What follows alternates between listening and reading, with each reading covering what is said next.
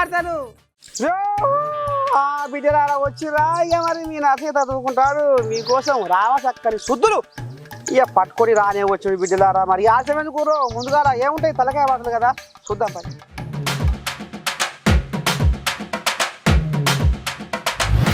BRS నాయకుల మీద తిరగబడ్డ తెలంగాణ ప్రజలు. రేవంతం గేట్లు తెరిచేసరికి మళ్ళీ 7. అయ్యోరా నువ్వు వాడుకుంటే నిన్ను ఆడుకుంటురు నారచంద్రయ్యో. కవితమ్మకు ఇంకో ఎదురు దెబ్బ. అబ్బా బతుకమ్మ ఆడతావా ఆడరా బిడ్డ. అయ్యో కవితమ్మ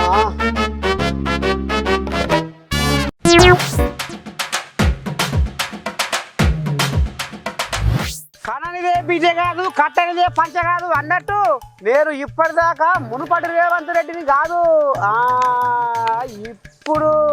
ఇప్పుడు అసలైన రేవంత్ రెడ్డిని అనుకొస్తుండ్రు.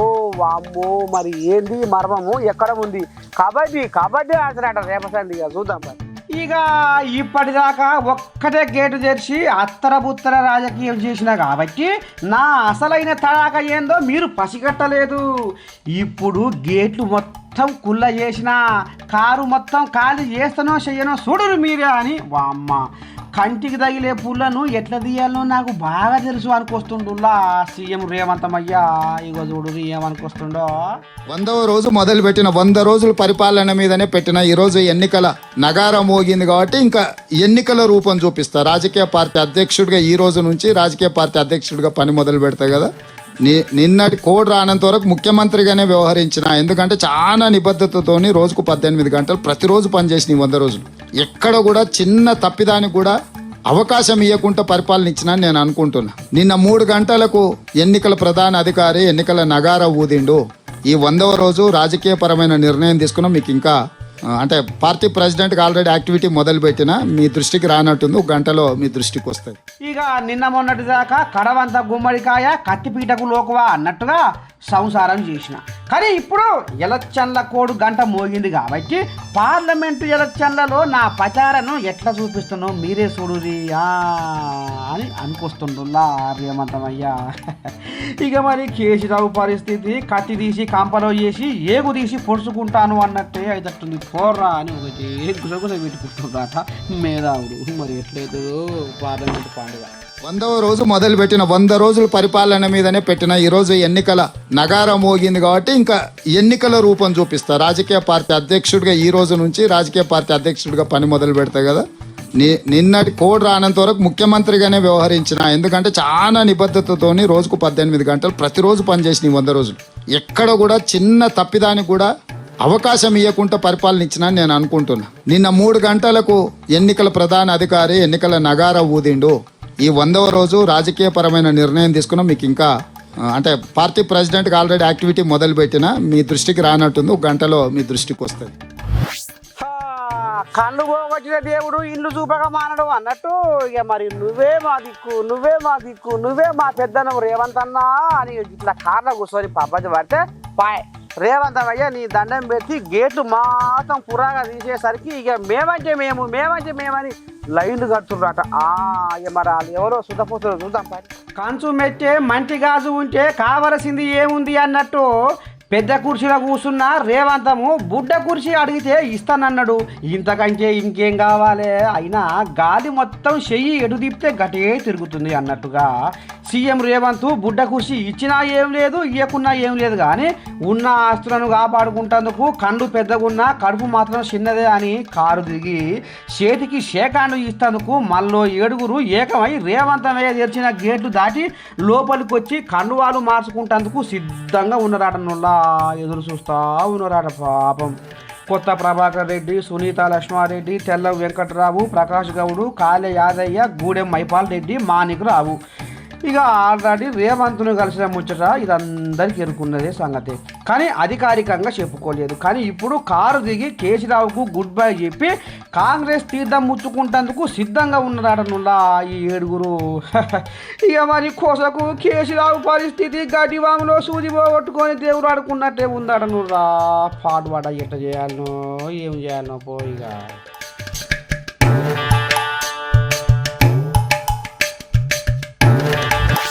చేసిన తప్పు గోసలో పెట్టుకొని కాశీకి పోయినట్టు మేము మంచోళ్ళమే, మేము రాసక్కదలేము, మేము చాలా మంచోళ్ళం అని లోపలికి పోనిస్తలేరట అమ్మ న్యూస్ ప్రతినిధిని. ఎందుకు వీళ్ళ బండారం మరి ఎక్కడ ఉంది ఏంది ఏం కథ గుంజుతారు కదా, అందుకే వద్దంటున్నారట. ఏందో చూద్దాం పరి అసలు సంగతి.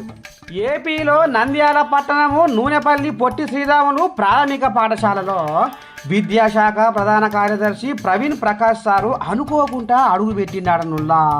ఇక ఆ సార్తో పాటు మన అమ్మా న్యూస్ ప్రతినిధి కూడా లోపలికి పోయే ప్రయత్నం చేస్తే మీరు వద్దు వద్దు వద్దు వద్దు మీరు వద్దంటే వద్దు అని ఆర్డర్ చేసినాడనుల్లా చదువు పంతులు. ఎందుకంటే ఆఫీసు పనులలో కింద మీద వ్యవహారం ఉంది కాబట్టి బండారం అంతా బయటకు వస్తుందని ఆపితే ఇక చిన్నగా మెల్లగా ఊకుంటారు మన అమ్మా న్యూస్ ప్రతినిధి లోపలికి వచ్చి ఇక పొయ్యి అమ్మని దండం పెడితే పెద్ద బాగోదవే బయట పెట్టిండ్రులా చూస్తున్నా.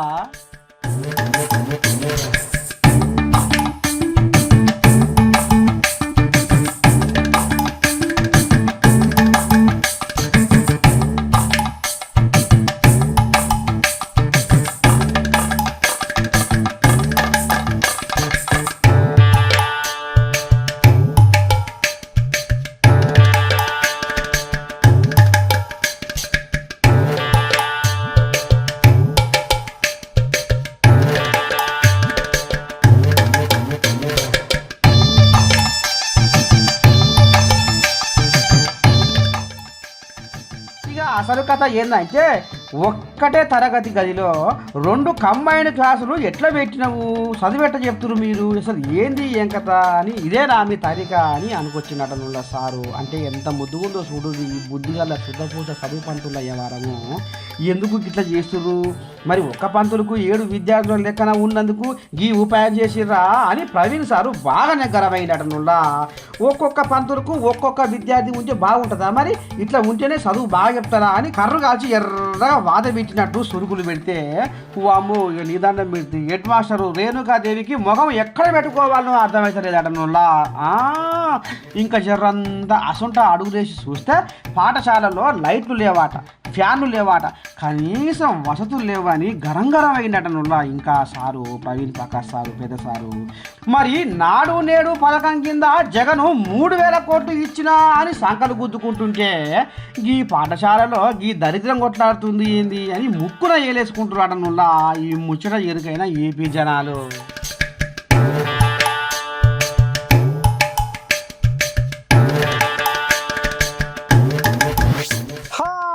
కర్మాలు గల్ల మొగని కంబట్లో పెట్టి భుజం మీద చేసుకుంటే జారి వీధిలో పడ్డట్టు ఇక మరి మా ఎమ్మెల్యే దానం నాగేందరు మీ సీఎం రేవంతమయ్య వేసిన మంత్రానికి జారి పుసుక్కున పడి మీ పార్టీలో పడ్డాడు.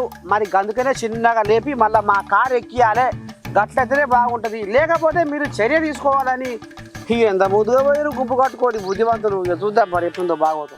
ఓ స్పీకరు సారో యాడున్నావయ్యా, ఇగో నేను కాలేరు వెంకటేశును, నేను ముఠా గోపాల్ను, నేను పాడి కౌశిక్ రెడ్డిని, బండారి లక్ష్మారెడ్డిని, నేను మీ ఇంటికి వస్తీమయ్యో, మీ ఇంటికి వస్తీమయ్యో, ఎందుకు వచ్చినమంటే పొత్తులది నీ కడకునెవరు పెట్టినా దానం నాగేందరును దండించి వేటు వెయ్యాలని వస్తిమయ్యో, చిన్నదేమో మొగని సొమ్ము పాడేదేమో ఇంకొకరి పాట. ఇక ఈ రకంగా అన్నట్టుగా మరి మా బీఆర్ఎస్ పార్టీలా గెలిచి కాంగ్రెస్ గూటికి పోయేను, దానము నాగేందరు మీద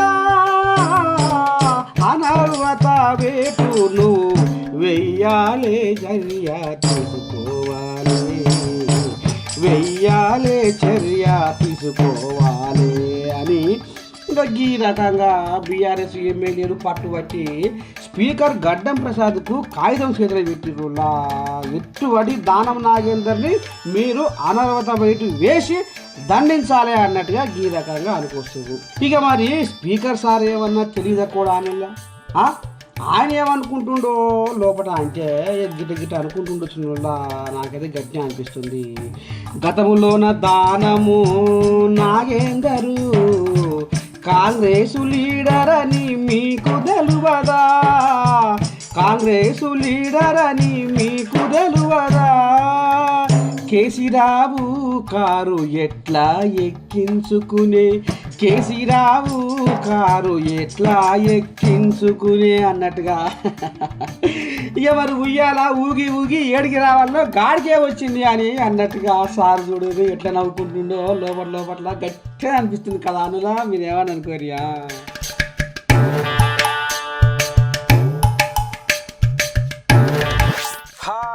కథల కామరాజుకు వీపున మోకాలు అన్నట్టు ఓహో నారచంద్రయ్య ఎసవంటి కథ ముంగటేసుకుంటేమురు. ఇక మరి ఇంకెందుకురా గుడ్ల పగిచ్చి చెవులనే వీటికి ఎందుకు చూస్తున్నారు ఒకసారి ఇనురి అర్థమైంది. ఇక జగన్ మీదికి కూటమి కట్టి జగన్ పనకను 16 పచ్చలు చేసి జగన్ను మళ్ళోసారి జైలుకు పంపాలని నారచంద్రయ్య పవన్ కళ్యాణయ్య మోదీ సారు ఒక్కటైది కదా.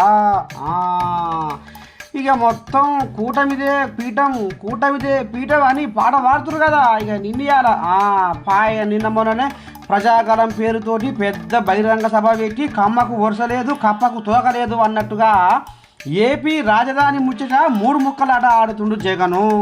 పరిశ్రమలు వటక రాలేదు జగను, నిరుద్యోగుల వలసలు ఆపలేదు జగను, రోడ్లు 5 ఏళ్ల సంది బాగు చేయలేదు జగను, మద్యపానాన్ని నిషేధించలేదు జగను అని ఇక ఈ రకంగా జగన్ను గంజిలా ఈగని తీసేసి మోడీ సార్ తోటి రాసుకొని పూసుకొని నవ్వుకుంటా మురుసుకుంటా ముద్దుగా మాట్లాడుకుంటా జగన్ అవినీతి పరుడని అంటూ ఇక ఈ రకంగా జంపి మాట్లాడుకొచ్చిండులా నారచంద్రయ్య. ఒక్కసారికి ఈ వీడియో చూస్తే మరి అప్పుడేమన్నాడు ఇప్పుడు ఏమంటుండు పురాగా అర్థమైంది కదా. పోదాం పని. కనీసం దండం పెడితే నమస్కారం పెట్టినటువంటి సంస్కారం ఈ ప్రధానమంత్రి నరేంద్ర మోడీ గారిది. అది అహంకారం. భార్యనే చూసుకునే వాడు దేశాన్ని ఏం చూసుకుంటాడు, కుటుంబాన్ని చూసుకునే వాడు దేశాన్ని ఏం చూసుకుంటానని అడిగాడు ప్రధానమంత్రి. నేనేదో వాచ్మ్యాన్ అంటాడు, ఈయన వాచ్మ్యాన్ కాదు, దగాకోరుగా తయారయ్యాడు. నరేంద్ర మోడీ కరుడుగట్టిన ఉగ్రవాది, మంచివాడు కాదు. నరేంద్ర మోడీ ఈ దేశం ఉండడానికి అర్హత లేదు. మనకు అన్యాయం చేసిన వ్యక్తి ఈ నరేంద్ర మోడీ. మోదీ గారు ఒక వ్యక్తి కాదు, భారతదేశాన్ని విశ్వ గురువుగా మారుస్తున్న ఒక శక్తి. అవునా కాదా? మోదీ అంటే సంక్షేమం, మోదీ అంటే అభివృద్ధి, మోదీ అంటే సంస్కరణ, మోదీ అంటే భవిష్యత్తు, మోదీ అంటే ఆత్మ గౌరవం, ఆత్మ విశ్వాసం. ప్రపంచం మెచ్చిన మేటైన నాయకుడు మన నరేంద్ర మోదీ గారు. ఇన్నారులా కమ్మని రోగాలు తీయని మందులు అన్నట్టు ఎంత ముద్దుగా పలుకుతుండో నారచంద్రయ్య పలుకులు. జెండాలు మోసే కార్యకర్తలు పిచ్చోళ్ళ లేకపోతే రంగులు మార్చే నాయకులు పిచ్చోళ్ళ ఎక్కడ అర్థం కాని ముచ్చటుల్లా ఈ ముచ్చట సల్లగుండా.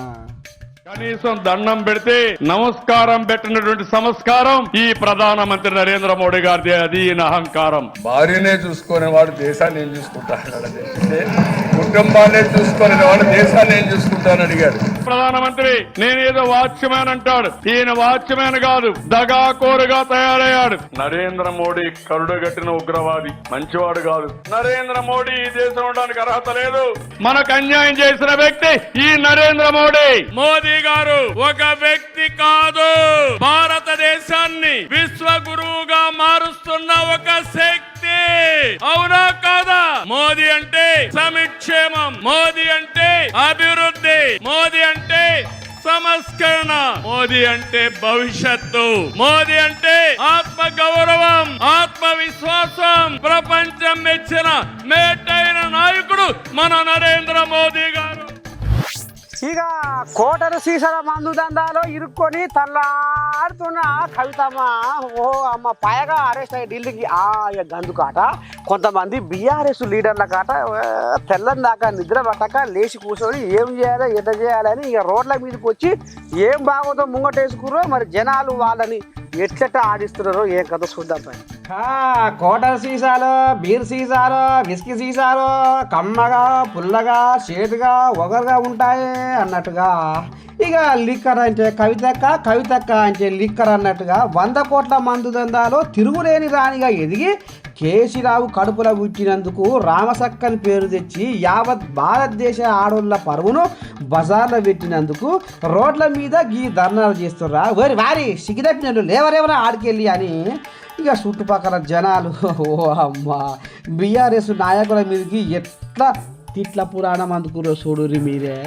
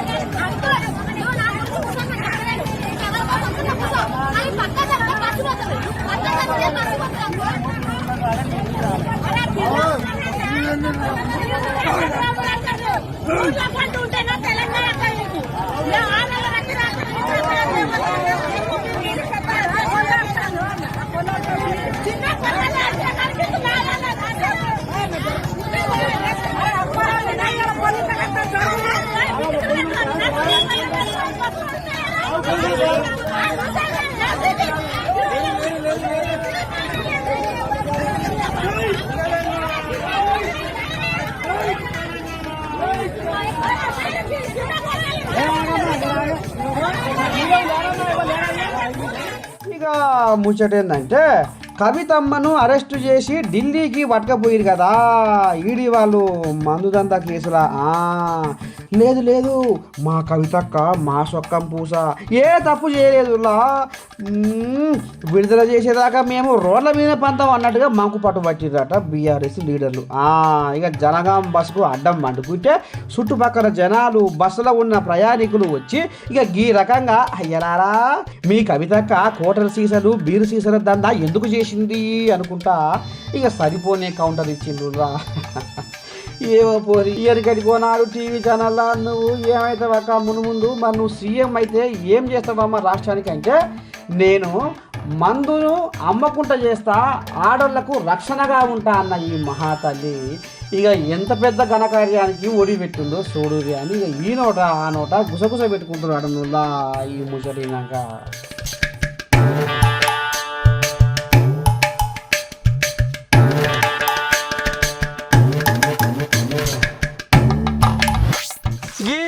మెడికల్ కాలేజీ ప్రిన్సిపాల్ కు ఆ దేవుడు జగనన్న సిగ్గి లచ్చ పెట్టకుండా వచ్చిన అనుల్లా నీ అన్యాయం పాడుబడా అరే రామచంద్ర ఈ కండ్లల్లా కాకులు వడువా కమ్మని దుప్పటికి కొమ్మల పైన జలపాట్లాడి ఓ అమ్మ ఆడి ఊరగాలను అంగడి ఆన్ చేస్తున్నాట ఈ ఘోరంగా చూద్దాం పని. ఆడదంటే ఆదిశక్తి అంటారు, ఆడదంటే అబల కాదు సబల అంటారు. ఆడది కూడా మొగోళ్ళతో పాటు సమానంగా ఈ రాజ్యాలను ఏలాలే అని సభలల్లా సమావేశాలల్లా బాత్కా నిరుగొడతారు కొందరు మందిని చూడ. ఇక అవన్నీ ఇక ఉత్తమాటలే అంటుర్రో ఏమో అనిపిస్తుందిలా ఈ అక్క చెల్లెల గోస చూస్తుంటే. ఇగో ఇనుర్రి ఏమనుకొస్తుర్రో చెప్తాలే.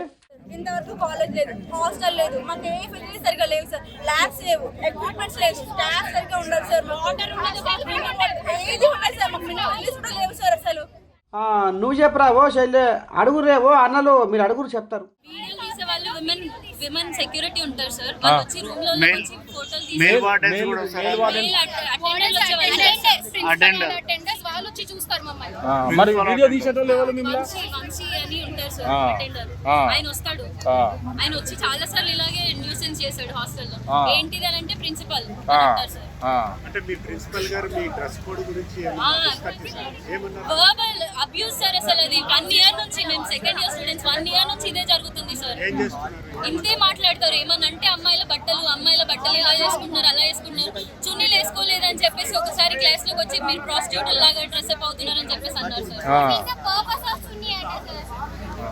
ఏమన్నా మార్నింగ్ యోగా క్లాస్ ఉంది సార్, చున్నీలు వేసుకొని యోగా చేయడం కష్టం అని చెప్పి పక్కన పెట్టి చేస్తే మీరు ఎక్స్పోజ్ చేయడానికి వస్తున్నారు కాలేజ్ కి అని అంటారు. ఏం చేయించుకోవడం లేదు. ఓకే నన్ను సారీ చెప్పమంటారు, మీ కాలు మొక్కమంటారు, అది కవరింగ్ చేస్తున్నారు. 1 ఇయర్ నుంచి నడుస్తుంది, ఎవరికి లెక్కలేదు. ఇప్పుడు ఎందుకు సార్ అసలు మాదే తప్పేమో అని చెప్పేసి హాస్టల్స్ అయిపోయింది. కాలేజ్ పక్కన నుండి ఎంత సెక్యూరిటీ ఉంటది కదా, మార్కెట్ లోపల గర్ల్స్ హాస్టల్ పెట్టారు. ఈ నాలుగులా అసలు ముచ్చట ఏంటంటే భద్రాద్రి కొత్తగూడెం జిల్లా పాల్వంచలో సర్కారు మెడికల్ కాలేజీలో 300 మంది విద్యార్థినులు ఉన్నారటనులా. ఇక మరి ఈ ఆడబిడ్డని చూస్తే ఈ మెడికల్ కాలేజీ ప్రిన్సిపాల్ కళ్ళు శత్రుకళ్ళు అయినాయి అటనులా. అంటే వీళ్ళని చూసి ఓరుస్తలేవాట కళ్ళు, ఈ గుడ్లని వీకెయ్య. ఇక ఏడాది సంది ఆడి ఊరగాళ్ళ బట్టల మీద, వాళ్ళ శరీరాల మీద వేరే వాళ్ళతోటి వీడియోలు తీపిచ్చి వంకర బుద్ధితోని చూసుకుంటా అమ్మాయిలను ఇక నానా రకాల హింస పెడుతున్నాడనులా మానసికంగా. ఈ ఇంట్లో పీరిగెల్లా ఇక నిన్నయాల మనోని పాపం పంట పండి ఆడబిడ్డలకు జరిగిన అన్యాయాన్ని చెప్పుకుంటా రోడ్లు ఎక్కేసరికి ఇక లాభం లేదు అనుకొని, ఇజ్జతి పోతటుంది అనుకొని కాళ్ళ బేరానికి వచ్చి బతిలాడినటనులా. ఇక ఎసొంటోడే చూడు ఈ మొదటి ప్రిన్సిపాల్, అందితే జుట్టు అందకపోతే కాళ్ళు అన్నట్టుంది ఈయన సకదానం. ఇంటూ నావయ్యా ఓ దవాఖానా మంత్రి దామోదర రాజనరసింహ సారు. ఇక జర్ర మరి ఈ ప్రిన్సిపాల్ మీద ఓ కన్ను పెట్టి జర్ర తోలు తిరగలు తీసి తోడకలు కూడా తీసి జర్ర ఈ ఆడి ఊరగాళ్ళ జోలికి రాకుండా చేయాలని మా అమ్మ న్యూస్ కోరుకుంటుంది సారో. జర్ర ఈ పంచాయి నీకు పుణ్యం ఉంటుంది. కమ్మని తుమ్మని నమ్మాలి అన్నట్టుగా మరి గీన గారు ఎంత కమ్మని మాటలు ముంగటేసుకుందంటే నా స్వామి రంగా అంత ముద్దుగున్నాయి. మరి ఈయన మాటలు విన్నాక మరి ఎవరిని నమ్ముతారు ఎవరిని నమ్మరో ఒక్కసారి మీరు ఆత్మపరిశీలన చేసుకోవాలని నేను కూడా కోరుకుంటున్నా. చూడు ఓ వినోదనా, ఏం సంగతి ఎట్టెట్టుండే కరీంనగర్లో నీ రాజకీయ జాతకము అది అన్నట్టు వినోదనా, మీ లీడర్లకు కళ్ళు కంచాల మీద నోరు రామరామ అన్నట్టు చేస్తుర్రాట, నిజమేనా? అనే ఈ నడవంతరం బుద్ధులు ఎట్లొచ్చినాయే పాడియాను. ఎట్లా పోతారండి వీళ్ళు? టీఆర్ఎస్ గెలిచిన వాళ్ళు ఇలా ప్రజలు ఎంత బాధపడుతున్నారు, ప్రభుత్వమే పోయినందుకు బాధపడుతున్నారు. ఇలా ఎంపీలు రంజిత్ రెడ్డి గారు, పస్తూర్ దయాకర్ గారు, బీబీ పాటిల్ గారు, కొంతమంది కాంగ్రెస్ కు, కొంతమంది బీజేపీకి. ఇలా బీజేపీ టికెట్ ఇచ్చినాక దాదాపు 8-9 మంది ఈ గులాబీ జెండా ఎంపీలు నాతో పనిచేసే వాళ్ళు పార్లమెంట్ లో. ఓ కమ్మగుట్టు గడప దాటదు అన్నట్టు మరి గిట్టెట్ట గాలి దిగిపోతుంది మీ కారుది వినోదానా. నా రిక్వెస్ట్ ఏంటంటే మీరు దయచేసి డిఫెక్షన్స్ ను ప్రోత్సహించకండి. సరే మీ పార్టీ చేసింది కదా అని కూడా అడగొచ్చు. నేనేం తప్ప, నేను ఏది చేస్తే కూడా తప్పేం చెప్తున్నాను. అరే ఏందే వినోదానా, సాటుంగా మాటుంగా మాట్లాడే ముచ్చట్లు కూడా ఊరికో కుండ బద్దలు కొడుతు నువ్వు మైకుల ముందర కేసీరావు ధరిస్తే ఏమనుకోడా అనే నీ ముచ్చట సాల్లా కూడా.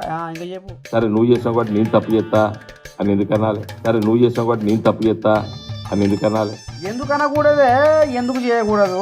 బరాబరు మీరు చేసి చూపించిన దారినే మేం పోతున్నామని అనుకొస్తున్నారు కానీ కాంగ్రెస్ వాళ్ళు. ఇంకా చెప్పే అన్ను ఎవరు కూడా పోతారని ఎవరు అనుకోవడం లేదు, ఎవరు పోరనుకున్నారు. దురదృష్టవశాత్తు దానం నాగేందర్ గారు పోయిర్రు. పనులు అయితే కావు, ఏమిటది? మన ప్రజల వైపు ఉండాలి కదా, ప్రజలు గెలిపించారు కదా, గెలవచ్చు ఓడిపోవచ్చు, ఏముంది దాంట్లో? ప్రజాస్వామ్య వ్యవస్థలో అధికార పక్షం ఎంత గొప్పదో ప్రతిపక్ష పాత్ర కూడా అంత గొప్పది. అబ్బాబ్బాబ్బాబ్బాబ్బా ఎంత రామసక్కని ముచ్చట చెప్తేవేమే వినోదన్నా.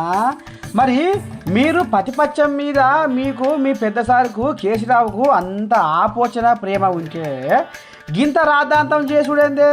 కాంగ్రెస్ వాళ్ళు గెలిచి 3 నెలలు దాటకపోయే అప్పుడే బట్టగాల్చి మీదేస్తురు ఎందుకే అని అంటురు. కానీ మరి ఈ నోట ఆ నోట జనాలు కూడా ఏది మరి మీ ఓపిక ఎక్కడ కనబడలేదు కానీ. ఇంకా చెప్పే. అప్పుడప్పుడు ఇదొక వరం కూడా, అప్పుడప్పుడు ఇదొక వరం కూడా, ప్రతిపక్ష పాత్ర ఒక వరం కూడా నా దృష్టిలో. అందరూ ఒప్పుకోవచ్చు అది వేరే విషయం. నా దృష్టిలో ప్రతిపక్ష హోదా కూడా ఒక వరం.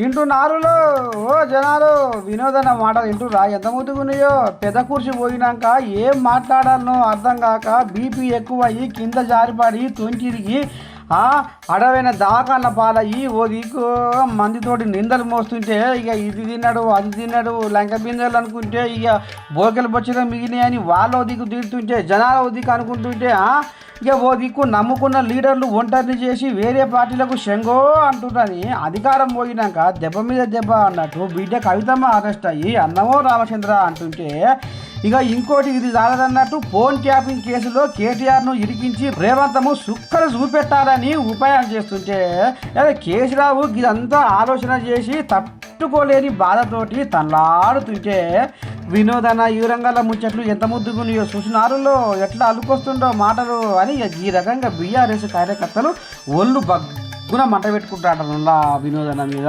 చూడారా మరి. రేపు కేసీరావు పరిస్థితి, కేసీరావు ఆరోగ్యము, కేసీరావు వ్యవహారము మరి ఎందాక పోతుందో ఏం కథ.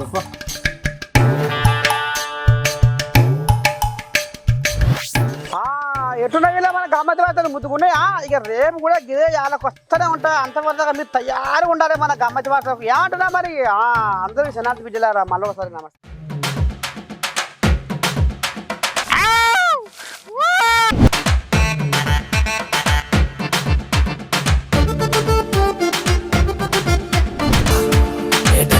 గమ్మతి వార్తలు.